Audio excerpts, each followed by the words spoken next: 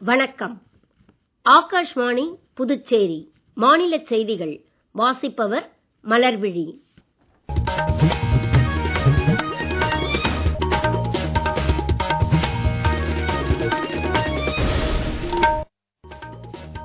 தலைப்புச் செய்திகள். அடுத்த ஆண்டு மார்ச் 31ஆம் தேதிக்குள் நக்சலைட்டுகள் இல்லாத நாடாக இந்தியா மேம்படும் என மத்திய உள்துறை அமைச்சர் திரு அமித்ஷா கூறியுள்ளார். மத்திய அறிவியல் தொழில்நுட்பத்துறை அமைச்சர் டாக்டர் ஜிதேந்திர சிங் இன்று புதுடெல்லியில் அறக்கொடையாளரும் மைக்ரோசாப்ட் இணை நிறுவனருமான பில்கேட்ஸை சந்தித்து பேசினார். புதுச்சேரி அரசின் கல்வித்துறையில் ரொட்டி பால் திட்ட ஊழியர்களின் ஊதியத்தை 18,000 ரூபாயாக உயர்த்தி வழங்கும் ஆணையை முதலமைச்சர் திரு ரங்கசாமி இன்று ஊழியர்களுக்கு வழங்கினார். லிங்காரெட்டிப்பாளையம் கூட்டுறவு சர்க்கரை ஆலையை இந்த ஆண்டே மீண்டும் திறக்க முயற்சிகள் எடுக்கப்படும் என முதலமைச்சர் திரு ரங்கசாமி தெரிவித்துள்ளார். இனி விரிவான செய்திகள். நக்சலைட்டுகளுக்கு எதிராக அரசு கடும் நடவடிக்கை எடுத்து வருவதாகவும் அடுத்த ஆண்டு மார்ச் 31ஆம் தேதிக்குள் நக்சலைட்டுகள் இல்லாத நாடாக இந்தியா மேம்படும் என்றும் மத்திய உள்துறை அமைச்சர் திரு அமித்ஷா கூறியுள்ளார். சத்தீஸ்கர் மாநிலம் பீஜாப்பூர் மற்றும் காங்கர் மாவட்ட வனப்பகுதிகளில் இன்று மாவோயிஸ்டுகளுக்கும் பாதுகாப்பு படையினருக்கும் இடையே ஏற்பட்ட 2 மோதல்களில் மொத்தம் 22 மாவோயிஸ்டுகள் சுட்டுக் கொல்லப்பட்டது குறித்து சமூக ஊடகத்தில் அவர் வெளியிட்டுள்ள பதிவில் நக்சலைட்டுகள் இல்லாத இந்தியாவை உருவாக்குவதில் இது இன்னொரு பெரிய வெற்றி என்றும் கூறியுள்ளார். இதற்கிடையே சத்தீஸ்கர் மோதல்களில் சுட்டுக் கொல்லப்பட்ட மாவோயிஸ்டுகளின் எண்ணிக்கை 30ஆக அதிகரித்திருப்பதாக கடைசியாக தகவல் வெளியாகியுள்ளது. மாவோயிஸ்டுகளுக்கு எதிரான பீஜாப்பூர் மோதலில் மாவட்ட ரிசர்வ் போலீஸ் குழுவைச் சேர்ந்த ஜவான் ஒருவரும் உயிர் தியாகம் செய்ய நேர்ந்ததாக பாதுகாப்பு படை வட்டாரங்கள் தெரிவித்துள்ளன. பார்சி மக்களின் நவ்ரோஸ் புத்தாண்டு விழா இன்று கொண்டாடப்படுவதையொட்டி பிரதமர் திரு நரேந்திர மோடி மக்களுக்கு வாழ்த்து தெரிவித்துள்ளார். அனைவருக்கும் மகிழ்ச்சி, வளம் மற்றும் நல்ல ஆரோக்கியத்தை அள்ளி வழங்கும் சிறப்பான நாள் நவ்ரோஸ் என்றும் இந்நாளில் தொடங்கும் புதிய ஆண்டு வெற்றி மற்றும் முன்னேற்றத்தை குறிப்பதாக அமைந்து மக்களிடையே நல்லிணக்கத்தை வலுப்படுத்தட்டும் என்று சமூக ஊடகத்தில் வெளியிட்டுள்ள பதிவில் பிரதமர் கூறியுள்ளார். மும்பை மற்றும் புறநகர் பகுதிகளில் பார்சி இன மக்கள் பாரம்பரிய ஆடை அணிந்தும் அக்னி ஆலயத்தில் வழிபட்டும் இந்நாளை கொண்டாடினர். சிட்டுக்குருவி இனம் வேகமாக அழிந்து வருவதை தடுப்பது குறித்து விழிப்புணர்வு ஏற்படுத்தும் வகையிலான உலக சிட்டுக்குருவிகள் தினம் இன்று கடைபிடிக்கப்படுகிறது. தாவரங்களின் மகரந்த சேர்க்கையிலும் பூச்சி வகைகளின் எண்ணிக்கையை கட்டுப்படுத்துவதிலும் முக்கிய பங்காற்றும் சிட்டுக்குருவிகளின் வாழ்விடங்கள் நகரமயம் மற்றும் மாசுபாட்டினால் மறைந்து வருவதை தடுக்க வேண்டியதன் அவசியம் குறித்து இந்நாளில் வலியுறுத்தப்படுகிறது. பசுமை பரப்பை அதிகரித்தல், ரசாயன பூச்சிக்கொல்லி மருந்துகளின் பயன்பாட்டை குறைத்தல் போன்ற நடவடிக்கைகள் மூலம் சிட்டுக்குருவி போன்ற சிறு பறவை இனங்களை பாதுகாப்பதுடன் ஆரோக்கியமான சுற்றுச்சூழலை உருவாக்க முடியும் என்பதும் குறிப்பிடத்தக்கது.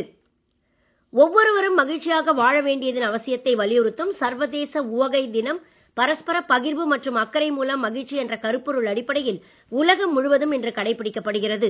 மனித வாழ்க்கையில் மகிழ்ச்சியின் முக்கியத்துவத்தையும் நீடித்த வளர்ச்சி, வறுமை ஒழிப்பு உட்பட மக்களுக்கான அரசின் கொள்கைகளில் மகிழ்ச்சிக்கு முக்கிய இடம் அளிக்கப்பட வேண்டியதன் அவசியத்தையும் வலியுறுத்தும் வகையிலான இந்நாளில் இதே கருத்துக்கள் தொடர்பாக உலக உவகை அறிக்கை 2025 என்னும் ஆவணம் ஒன்றை ஐநா மன்றம் வெளியிட்டுள்ளது. 2012ஆம் ஆண்டு ஐநா பொதுப்பேரவையில் நிறைவேற்றப்பட்ட தீர்மானத்தில் மார்ச் 20ஆம் தேதி உலக உவகை தினமாக அறிவிக்கப்பட்டதும் குறிப்பிடத்தக்கது.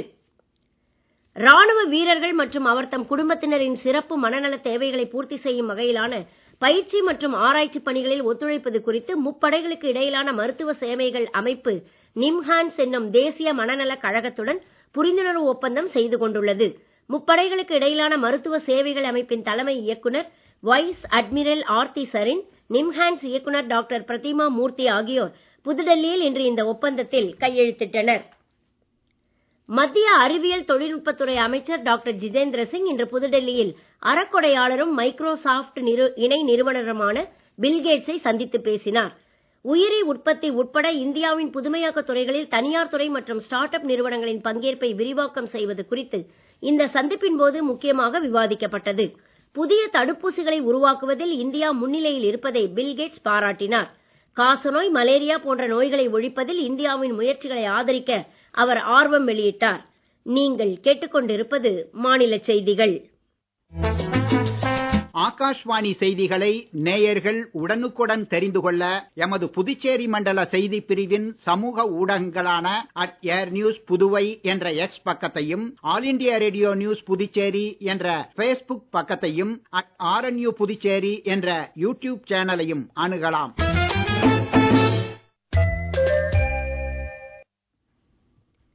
செய்திகள் தொடர்கின்றன. புதுச்சேரி அரசின் கல்வித்துறையில் 20 ஆண்டுகளுக்கும் மேலாக பணிபுரிந்து வரும் ரொட்டி பால் திட்ட ஊழியர்களின் ஊதியத்தை மாதம் 10,000 ரூபாயிலிருந்து 18,000 ரூபாயாக உயர்த்தி வழங்க சட்டமன்றத்தில் வெளியிட்ட அறிவிப்பின்படி இதற்கான ஆணையை முதலமைச்சர் திரு ரங்கசாமி சட்டப்பேரவையில் உள்ள முதலமைச்சர் அலுவலகத்தில் இன்று நடைபெற்ற நிகழ்ச்சியில் வழங்கினார். சட்டப்பேரவைத் தலைவர் திரு ஆர். செல்வம், கல்வி அமைச்சர் திரு நமச்சிவாயம், சட்டமன்ற உறுப்பினர்கள் திரு கல்யாண சுந்தரம், திரு KSP ரமேஷ், திரு கொல்லப்பள்ளி ஸ்ரீனிவாஸ் அசோக் மற்றும் உயர்நிலை அதிகாரிகள் இதில் கலந்து கொண்டனர். ஊதிய உயர்வு வழங்கிய முதலமைச்சர் மற்றும் கல்வி அமைச்சருக்கு ரொட்டி பால் திட்ட ஊழியர்கள் நன்றி தெரிவித்துக் கொண்டனர். பின்னர் கல்வி அமைச்சர் திரு நமச்சிவாயம் செய்தியாளர்களிடம் பேசுகையில், காலமாக நிறைவேற்றப்படாமல் இருந்த நம்முடைய அரசு ஊழியருடைய நிறைய கோரிக்கைகளுக்கு தீர்வு கண்டு அதை இந்த அரசாங்கம் நிறைவேற்றி கொடுத்து கொண்டிருக்கின்றது. அதே அடிப்படையில் நம்முடைய கல்வித்துறையிலேயே ரொட்டிப்பால் ஊழியர்கள், ட்ரைசைக்கிள் ஆபரேட்டர்ஸ், மதிய உணவு கொடுப்பவர், இப்படி கிட்டத்தட்ட 917 பேர் அவர்கள் நீண்ட காலமாக சம்பள உயர்வு வேண்டும் என்று சொல்லி தொடர்ந்து அரசாங்கத்திற்கு கோரிக்கை வைத்திருந்தார்கள். அந்த அரசாணையானது இன்றைக்கு மாண்புமிகு முதல்வர் அவர்கள் திருக்கரங்களால் அந்த ஊழியர்களுக்கு வழங்கப்பட்டிருக்கின்றது. இப்படி எந்த துறையாக இருந்தாலும் அந்தந்த துறையில் இருக்கின்ற பதவி உயர்வு, பணி நிரந்தரம், காலி பணியிடங்களை நிரப்புவது, இப்படி போன்ற அனைத்து நடவடிக்கைகளையும் தொடர்ந்து நம்முடைய அரசாங்கம் எடுத்துக் கொண்டிருக்கின்றது.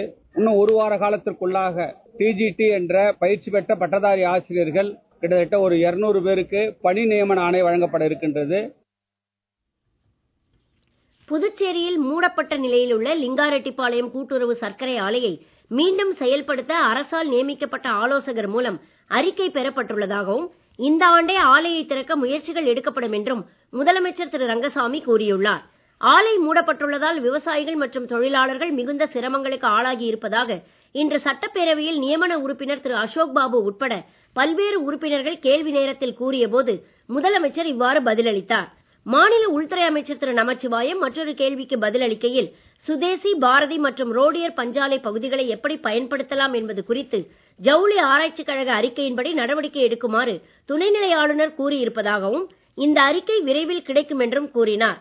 சம்பந்தப்பட்ட இடங்களில் ஏக்தா மால், ஜவுளி பூங்கா மற்றும் IT பார்க் அமைக்க அரசு எண்ணி இருப்பதாகவும் அவர் தெரிவித்தார். புதுச்சேரியில் இன்று சட்டப்பேரவை நிகழ்வுகளை காரைக்கால் மாணவர்கள் 54 பேர் சட்டப்பேரவையின் பார்வையாளர் அரங்கில் இருந்து சுமார் அரை மணி நேரம் பார்வையிட்டனர். காரைக்கால் நிரவி பகுதியில் உள்ள பாரதிதாசன் அரசு நடுநிலைப் பள்ளியைச் சேர்ந்த இம்மாணவர்கள் மற்றும் ஆசிரியர்களுக்கு பேரவையில் சபாநாயகர் உட்பட உறுப்பினர்கள் சார்பில் வாழ்த்து தெரிவிக்கப்பட்டது. தொடர்ந்து மாணவர்கள் முதலமைச்சர் திரு ரங்கசாமியை சந்தித்த போது முதலமைச்சர் நோட்டு புத்தகம் மற்றும் கல்வி உபகரணங்களை மாணவர்களுக்கு வழங்கி நன்றாக படித்து வாழ்வில் முன்னேற வாழ்த்தினார். சட்டப்பேரவைத் தலைவர் திரு ஆர். செல்வம், அமைச்சர்கள் திரு ஜெயக்குமார், திரு திருமுருகன், சட்டமன்ற உறுப்பினர் திரு நாக தியாகராஜன் உள்ளிட்டோர் உடனிருந்தனர். புதுச்சேரியில் கலை பண்பாட்டுத்துறை சார்பில் ஏற்பாடு செய்யப்பட்டுள்ள 6 நாள் இசை நாட்டிய விழா மற்றும் சிறார் இசை நாட்டிய விழா நாளை தொடங்க உள்ளது. கடற்கரை சாலையில் அம்பேத்கர் மணிமண்டபம் எதிரே நாளை மாலை நடைபெறும் தொடக்க விழாவிற்கு பொதுப்பணித்துறை அமைச்சர் திரு லட்சுமி நாராயணன் தலைமையேற்கிறார். கலை பண்பாட்டுத்துறை அமைச்சர் திரு PRN திருமுருகன் மற்றும் அதிகாரிகள் தொடக்க விழாவில் பங்கேற்க உள்ளனர்.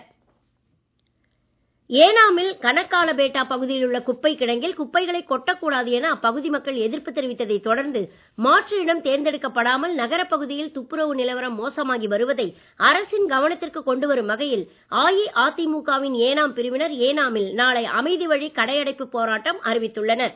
என்ஆர் காங்கிரஸ் கட்சியின் ஏனாம் பிரிவு தலைவர் திரு மல்லாடி சாமுவேல் உள்ளிட்டவர்களும் இதற்கு ஆதரவு தெரிவித்திருப்பதாக எமது ஏனாம் நிருபர் தெரிவிக்கிறார். 2வது கேலோ இண்டியா பாரா விளையாட்டுப் போட்டிகளை மத்திய இளைஞர் விவகாரங்கள் மற்றும் விளையாட்டுத்துறை அமைச்சர் டாக்டர் மன்சுக் மாண்டவியா புதுடெல்லியில் இன்று தொடக்கி வைத்தார். போட்டிகளில் பாரா கால்பந்து அல்லாத 6 விளையாட்டு பிரிவுகளில் நாடெங்கிலும் இருந்து சுமார் 1300 பாரா விளையாட்டு வீரர்கள் பங்கேற்கிறார்கள். 2028ஆம் ஆண்டு லாஸ் ஏஞ்சல்ஸில் நடைபெறவுள்ள கோடைக்கால பாராலிம்பிக்ஸ் போட்டிகளில் இந்தியாவின் பங்கேற்புக்கான அடித்தளமாக கேலோ இண்டியா பாரா விளையாட்டுப் போட்டிகள் அமைவதும் குறிப்பிடத்தக்கது. மீண்டும் தலைப்புச் செய்திகள். அடுத்த ஆண்டு மார்ச் 31ஆம் தேதிக்குள் நக்சலைட்டுகள் இல்லாத நாடாக இந்தியா மேம்படும் என மத்திய உள்துறை அமைச்சர் திரு அமித்ஷா கூறியுள்ளார். மத்திய அறிவியல் தொழில்நுட்பத்துறை அமைச்சர் டாக்டர் ஜிதேந்திர சிங் இன்று புதுடெல்லியில் அறக்கொடையாளரும் மைக்ரோசாப்ட் இணை நிறுவனருமான பில்கேட்ஸை சந்தித்து பேசினார். புதுச்சேரி அரசின் கல்வித்துறையில் ரொட்டி பால் திட்ட ஊழியர்களின் ஊதியத்தை 18,000 ரூபாயாக உயர்த்தி வழங்கும் ஆணையை முதலமைச்சர் திரு ரங்கசாமி இன்று ஊழியர்களுக்கு வழங்கினார். லிங்காரெட்டிப்பாளையம் கூட்டுறவு சர்க்கரை ஆலையை இந்த ஆண்டே மீண்டும் திறக்க முயற்சிகள் எடுக்கப்படும் என முதலமைச்சர் திரு ரங்கசாமி தெரிவித்துள்ளார். இத்துடன் இந்த செய்தி அறிக்கை நிறைவு பெறுகிறது. வணக்கம்.